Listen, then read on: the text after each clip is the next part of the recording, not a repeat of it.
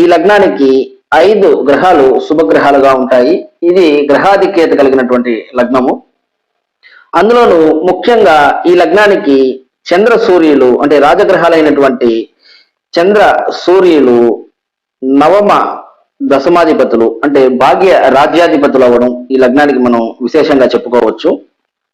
ప్రజలకు ప్రజాధనానికి కారకుడైనటువంటి చంద్రుడు లక్ష్మీ స్థానాధిపతి అంటే ధన స్థానాధిపతి అవ్వడం, అదేవిధంగా పాలనకు కారకుడైనటువంటి సూర్యుడు దశమాధిపతి అంటే పాలన స్థానాధిపతి అవ్వడం ఈ లగ్నానికి మంచి యోగంగా మనం చెప్పుకోవచ్చు.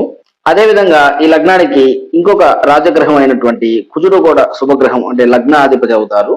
మనం గమనించినట్లయితే ఈ రాజయోగాలు ఏవైతే మన రాజయోగాలు ఉంటాయో ఇవన్నీ ఈ రాజగ్రహాల సఖ్యత వల్లనే కలుగుతాయి.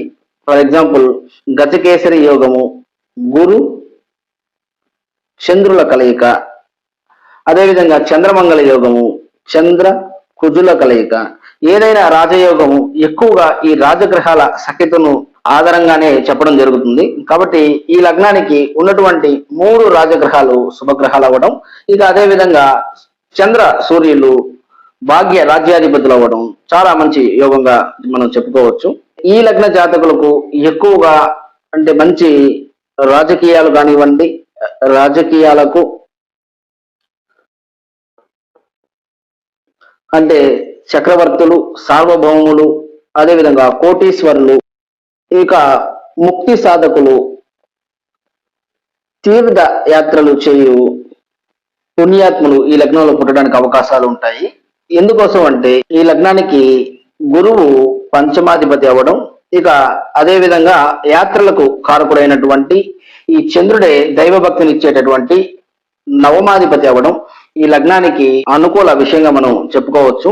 మనం గమనించినట్లయితే పెద్ద పెద్ద రాజకీయ నాయకులు, అదే విధంగా అంటే మంచి పాలకులు, అదే విధంగా పెద్ద పెద్ద ప్రభుత్వ ఉద్యోగులు ఈ లగ్నాల్లో ఎక్కువగా ప్రభుత్వ ఉద్యోగులకు ఇది గొప్ప లగ్నము.